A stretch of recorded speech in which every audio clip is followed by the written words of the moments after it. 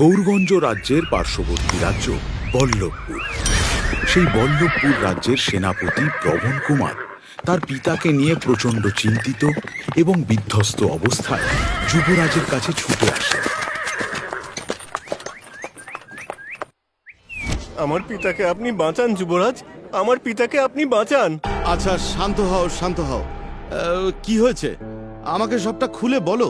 যুবরাজ, আমাদের রাজ্যের রাজা হুকুম দিয়েছেন রাজ্যের সমস্ত বৃদ্ধ বৃদ্ধাদের হত্যা করতে হবে, এমনকি নিজের মা বাবা কাউকে বাঁচিয়ে রাখা যাবে না। কি বলছো? হ্যাঁ যুবরাজ, আর কেউ যদি রাজার এই নিয়মে অন্যথা করে তাহলে তার গর্দান যাবে। কিন্তু রাজা বল্লভ কুমারের এমন চিন্তাধারার কারণ কি? আসলে ওনার কোনো চিন্তাধারাই নেই। উনি সম্পূর্ণভাবে ওনার মন্ত্রীর কথা মতো চলেন। উনি রাজামশাইকে বুদ্ধি দিয়েছেন বৃদ্ধ বৃদ্ধারা হলেন সম্পূর্ণ অকেজো, এই সমাজে তাদের নাকি কোনো প্রয়োজনই নেই, তাদের জন্য নাকি শুধু শুধু রাজ্যের অন্ন ধ্বংস হচ্ছে, তাই বল্লভ কুমারের রাজ্যে কোনো বৃদ্ধ বৃদ্ধার বেঁচে থাকার অধিকার নেই। এ আবার কি কথা? এই বয়স্ক মানুষগুলোই তো আমাদের বটবৃক্ষ, ওনারাই তো আলো জ্বালিয়ে আমাদের সঠিক পথ দেখান। সেটা ওই রাজা বল্লভ কুমার বিশ্বাস করে না বাবা। তুমি আমায় বাঁচাও বাবা, তুমি আমায় বাঁচাও। আমি রাজ্যের সেনাপতি হয়েও রাজার মুখের ওপর কোনো কথা বলতে পারিনি, তাই বাবাকে বাঁচাতে আপনার কাছে পালিয়ে আসতে বাধ্য হয়েছি। পবন কুমার, তুমি আর তোমার পিতা আমার এই রাজবাড়িতে থেকে যাও, তোমাদের কোনো ভয় নেই, তোমরা দুজনেই আমার এখানে সুরক্ষিত থাকবে। ধন্যবাদ যুবরাজ, আপনাকে অনেক অনেক ধন্যবাদ।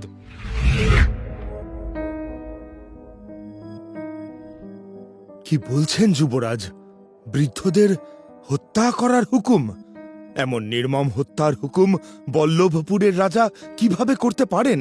উনি কি পাষাণ? জানি না কাঠুরিয়া, আমি কিচ্ছু জানি না। উনি কিভাবে এমন হুমকি দিয়েছেন উনিই জানেন। বল্লভপুর রাজ্যের মানুষের এই বিপদের দিনে আমাদের তো ওনাদের পাশে দাঁড়ানো উচিত। হ্যাঁ কাঠুরিয়া, সেই কারণেই তো তোমাদের ডাকা। কি করা যায় বলো তো? বীর, কিছু উপায় পেলি? না বাবা, আমি তো কিছুই বুঝতে পারছি না। আমি যদি রাজাকে গিয়ে বোঝাইও, রাজা আমাদের কথার কোনো গুরুত্ব দেবেন না। তাই রাজাকে অন্যভাবে বোঝাতে হবে। কিন্তু কিভাবে? সব বলছি, কিন্তু এটা খুবই গোপনীয়, কেউ যেন জানতে না পারে। এদিকে বল্লভ কুমারের হাত থেকে প্রজারা নিজেদের পিতামাতার প্রাণ বাঁচাতে যেভাবে পারল নিজেদের ঘর বাড়ি ছেড়ে পালিয়ে যেতে শুরু করল। অন্যদিকে রাজ্যের সেনাপতি প্রবণ কুমার নিখোঁজ হবার কারণে রাজা বল্লভ কুমার নতুন করে সেনাপতি নিয়োগের জন্য রাজ্যে ঢেঁড়া পিটিয়ে দেবার আদেশ দিলেন।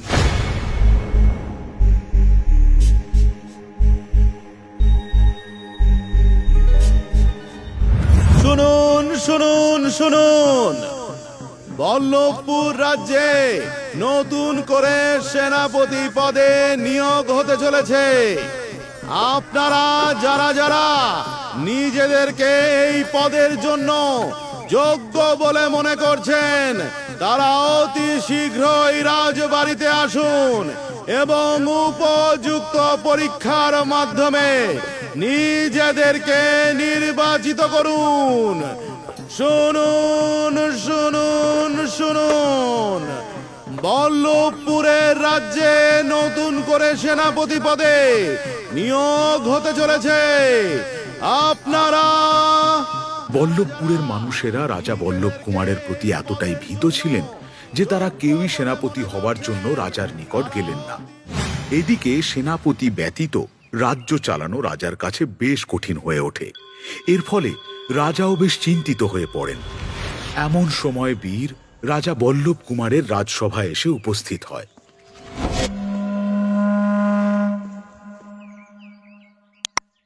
কে তুমি? প্রণাম রাজামশাই, আমি বীর। আমি আপনার পাশের রাজ্যের প্রজা। কি দরকার? আমি শুনেছি আপনি নতুন করে সেনাপতি নিয়োগ করতে চলেছেন, তাই সেই পরীক্ষা দিতে এসেছি। আমার এই কাজটির ভীষণ প্রয়োজন রাজামশাই। আমারও একজন সেনাপতির ভীষণ প্রয়োজন। বেশ, তবে আমি আজই তোমাদের পরীক্ষা নেব। এরপরেই শুরু হলো বীরের পরীক্ষা। ধনুক, বর্ষা, তীর এবং লাঠি চালানো সহ বিভিন্ন ধরনের পারদর্শিতার পরীক্ষা হলো। রাজা বল্লভ কুমার নিচে দাঁড়িয়ে থেকে সেই পরীক্ষা নিলেন এবং অবশেষে সমস্ত পরীক্ষায় সঠিকভাবে উত্তীর্ণ হলো বীর। তুমি সমস্ত পরীক্ষায় সফলভাবে উত্তীর্ণ হয়েছ। আজ থেকে তুমি আমার রাজ্যের সেনাপতি পদে নিযুক্ত হলে। ধন্যবাদ রাজামশাই।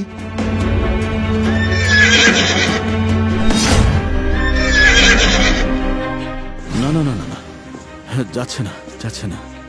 আমার আস্থা বলের ওই দুষ্টু ঘোড়াটাকে কিছুতেই শান্ত করা যাচ্ছে না। সারা আস্থা বল একেবারে তছনছ করে দিয়েছে।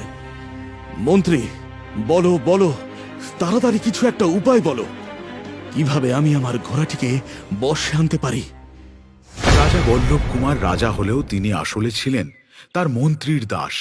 মন্ত্রী যা বলতেন কোনো বিচার বিবেচনা না করেই চোখ বন্ধ করে তাতেই তিনি সম্মতি দিয়ে দিতেন। আসলে রাজা ছিলেন একজন নির্বোধ আর গোবেচারা মানুষ, আর মন্ত্রীও সেই মজা নেবার জন্যই সুযোগের সদ্ব্যবহার করতেন। মহারাজ, আপনার ঘোড়াটিকে শান্ত করার জন্য একটি উপায় আমার কাছে রয়েছে। উপায় রয়েছে? কি উপায়? শিগগিরই বলো। ঘোড়াটিকে বালির দড়ি পরাতে হবে, তাহলেই তাকে বশে আনা যাবে। বালির দড়ি? বাহ বাহ বাহ, এ তো বেশ মজার ব্যাপার।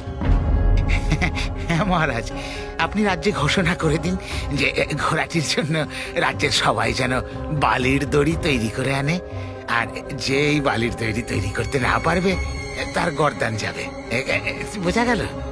ঠিক আছে মন্ত্রী, আমি সেপাইকে বলে দিচ্ছি আজই যেন সারা রাজ্যে ঢেরা পিটিয়ে দেওয়া হয়। বালির দড়ি! মন্ত্রীর কথা মতো রাজ্যের সমস্ত বৃদ্ধদের হত্যা করার মতো নির্মম হুকুম দেবার পরেও রাজা শান্ত হলেন না। সে আবারও তার মন্ত্রীর কুবুদ্ধিতে তার আস্তাবলের সবচেয়ে দুষ্টু ঘোড়াকে বালির দড়ি পরানোর মতো অদ্ভুত নির্দেশ জারি করে সারা রাজ্যে ঢেঁড়া পিটিয়ে দিলেন। কিন্তু এমন অদ্ভুত হুকুমের কথা শুনে সকলেই অবাক হয়ে গেলেন। রাজ্যের সকল প্রজারা একসঙ্গে জোটবদ্ধ হয়ে আলোচনায় বসলেন। হায় হায় হায়, রাজামশাই এ কি হুকুম দিলেন গো? বালির দড়ি তৈরি করা যে অসম্ভব। আমি তো বুঝতেই পারছি না রাজা এমন অদ্ভুত হুকুম কিভাবে দিতে পারলেন। এই সমস্ত কূট বুদ্ধি ওই মন্ত্রীটা ছাড়া আর কেউ দিতে পারেন না। উনি আমাদের রাজামশাইয়ের মাথাটা চিবিয়ে চিবিয়ে খাচ্ছেন। কিন্তু আমাদের কি হবে? রাজা মশাই তো আমাদের কোনো কথাই শুনবেন না। আর কি হবে? বালির দড়ি তৈরি করতে না পারলে আমাদের সকলের গর্দান যাবে।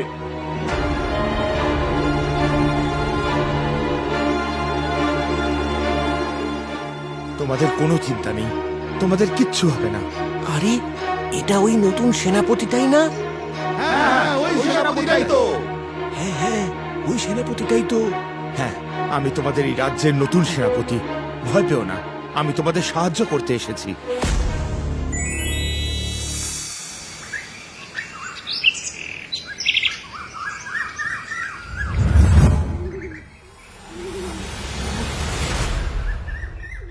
বাবা, সবই তো শুনলে, এখন তুমিই বলো এই সমস্যার সমাধান আমি কিভাবে করব? চিন্তা করিস না বীর, এটা তেমন কোনো সমস্যাই নয়। আমি তোকে যেমনটা বলছি তুই ঠিক তেমনটাই কর।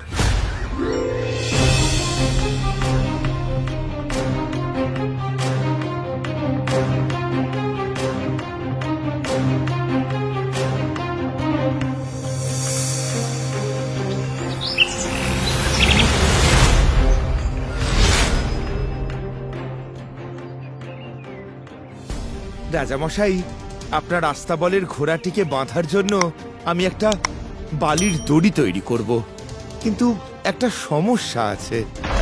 সমস্যা? কি সমস্যা? ঘোড়াটিকে বাঁধার জন্য যেই বালির দড়িটি আমি তৈরি করব, তার জন্য দড়িটি ঠিক কতটা লম্বা, কতটা চওড়া হবে সেটা আমি বা রাজ্যের কেউই সঠিকভাবে বুঝতে পারছি না। যদি এমন একটি বালির দড়ির নমুনা পাওয়া যেত তাহলে খুব ভালো হতো। ইয়ে মানে নমুনা? মন্ত্রী, তোমার কাছে বালির দড়ির নমুনা আছে? না মহারাজ, আমার কাছে তো কোনো নমুনা নেই। মহারাজ, মন্ত্রীমশাইকে বলুন না, বালির দড়ির একটা নমুনা বানিয়ে দিতে, তাহলেই তো আমাদের সমস্যার সমাধান হয়ে যায়। ইয়ে, মানে আমি আমি আমি কিভাবে বালি দিয়ে দড়ি বানাবো, এই তো অসম্ভব। তাহলে আমরা কিভাবে এই অসম্ভব জিনিসকে সম্ভব করব বলুন তো? ঠিকই তো, এটা তো আমি ভেবে দেখিনি। বালির দড়ি তৈরি করা তো সত্যিই অসম্ভব। ঠিক আছে, ঠিক আছে, তোমাদের কাউকেই আর এই দড়ি তৈরি করতে হবে না। আমি এই আদেশ তুলে নিলাম। আমাদের সমস্যাটি বোঝার জন্য আপনাকে অনেক অনেক ধন্যবাদ রাজামশাই। বীর সেনাপতি হওয়ার পর থেকে রাজার এমন বহু অদ্ভুত অদ্ভুত আদেশের সুরাহা হতে শুরু হয়। প্রজারাও একটু খুশির মুখ দেখতে পায়, আর কূটনীতিতে ভরা মন্ত্রীর সমস্ত পরিকল্পনা যেন ভেঙে চুরমার হয়ে যেতে থাকে। তার মাথায় যেন বাজ পড়ে। এরই মধ্যে রাজ্যে প্রচণ্ড খরা দেখা দেয়। নদী, নালা, খাল, বিল সমস্ত কিছু শুকিয়ে কাঠ হয়ে যায়। চাষিদের সমস্ত ফসল প্রচণ্ড রোদের তাপে পুড়ে ছাড়খাড় হয়ে যায়। রাজ্যে খাদ্যাভাব দেখা দেয়। আবার প্রজাদের মধ্যে হাহাকার শুরু হয়। এদিকে রাজা তার মন্ত্রীর সাথে আবার একটি ফন্দি এঁটে বসেন। রাজ্যে এমন খাদ্যাভাব, কি করা যায় বলো তো মন্ত্রী?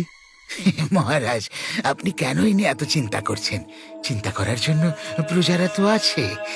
ওদেরকে হুকুম দিয়ে দিন যে একদিনের মধ্যেই সবাইকে খাদ্য জোগাড় করতে হবে, নইলে সকলের গর্দান যাবে। দেখবেন একদিনও লাগবে না, আপনার রাজ ভাণ্ডার আবার ভরে উঠবে। বাহ বাহ বাহ, এটা তো বেশ ভালো বুদ্ধি। এই জন্যই তো তোমাকে এত ভালোবাসি। এরপর মন্ত্রীর কুবুদ্ধিতে রাজা আবারও প্রজাদেরকে একদিনের মধ্যে খাদ্য জোগাড় করার হুকুম দিলেন। এমন হুকুম শুনে প্রজাদের মাথায় হাত পড়ে। প্রজারা উপায় না পেয়ে সাহায্য চাইল বীরের কাছে। বীর সমস্তটা শোনার পর আবারও কাঠুরিয়ার কাছে ছুটে গেল।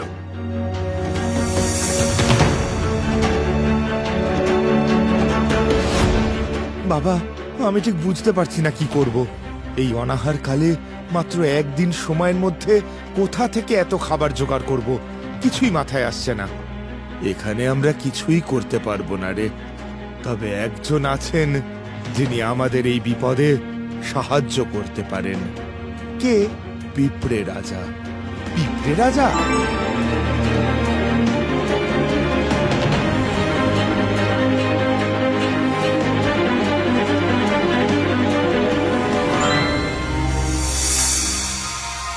কাঠুরিয়ার কথা মতো বীর সাহায্যের আশায় পিঁপড়ের রাজাদের কাছে মেঘ চাদরে করে উড়ে গেল।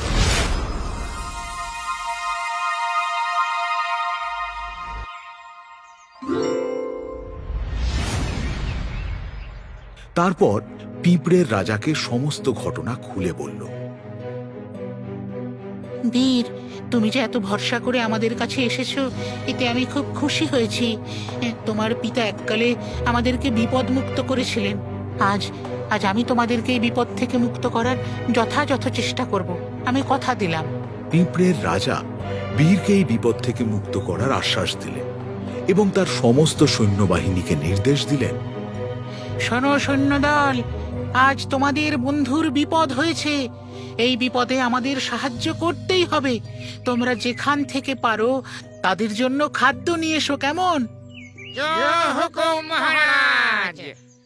পিঁপড়ের রাজার হুকুম মতো সকল পিঁপড়ে সৈন্য বিভিন্ন জায়গা থেকে খাবার জোগাড় করতে শুরু করে।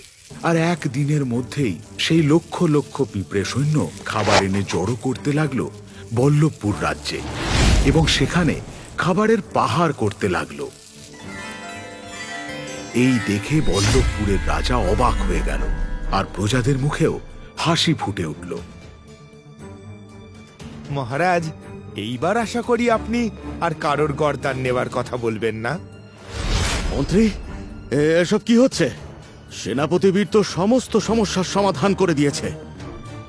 হ্যাঁ মহারাজ, অনেকে চেষ্টা করেও প্রজাদের মধ্যে কোনো বিভ্রান্তির সৃষ্টি করা যাচ্ছে না। এত বুদ্ধি ওরা পাচ্ছে কোত্থেকে কে জানে। আমার তো মনে হয় সেনাপতি বীরকে চেপে ধরলেই এর উত্তর পাওয়া যাবে।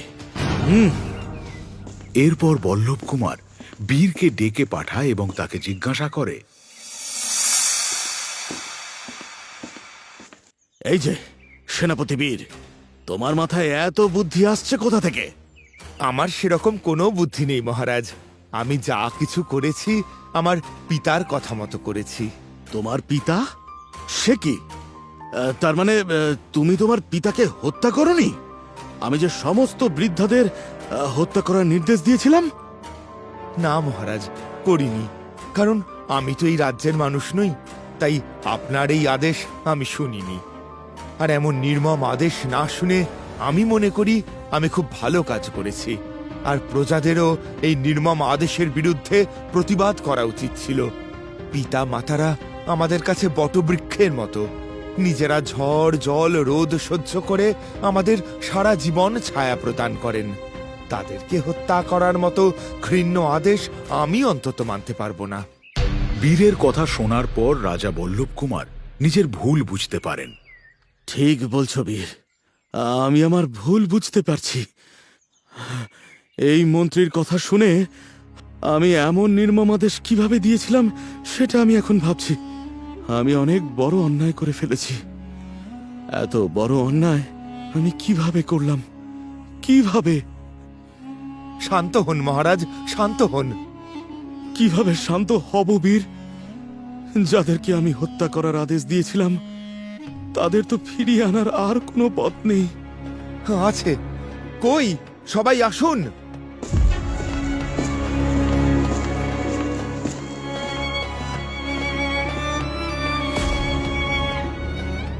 সেনাপতি পবন কুমার? ক্ষমা করবেন মহারাজ, আমি আমার পিতাকে হত্যা করতে পারিনি। শুধু আমি নই, রাজ্যের কেউই তাদের পিতাকে হত্যা করতে পারেনি। আমরা সবাই বীরের আশ্রয়ে ছিলাম। তুমি আমায় বাঁচালে পবন কুমার, তুমি আমায় বাঁচালে। নইলে আমি এই মুখ কোথাও দেখাতে পারতাম না। আমি কিছুই করিনি, এই সব কিছুই করেছে বীর আর ওর বাবা। ওনারা না থাকলে আজ আমি আমার পিতার সাথে এইভাবে এইখানে দাঁড়িয়ে থাকতে পারতাম না। বীর, আমি তোমার বাবার সাথে দেখা করতে চাই। ওনার জন্য আজ আমি পাপের ভাগীদার হতে রক্ষা পেলাম। আমি একবার ওনার সাথে দেখা করতে চাই। অবশ্যই, অবশ্যই দেখা করবেন। বাবা,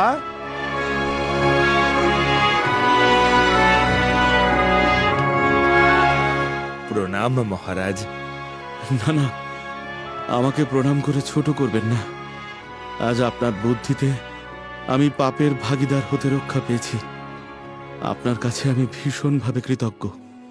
আপনি আপনার ভুল বুঝতে পেরেছেন, এই অনেক। এই কে আছিস?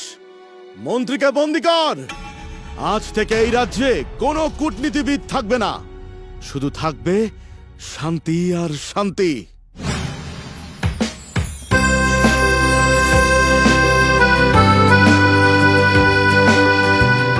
এইবার তবে আমাদের বিদায় দিন মহারাজ। কখনো কোনো প্রয়োজন হলে অবশ্যই আমাকে জানাতে ভুলো না যেন। অবশ্যই।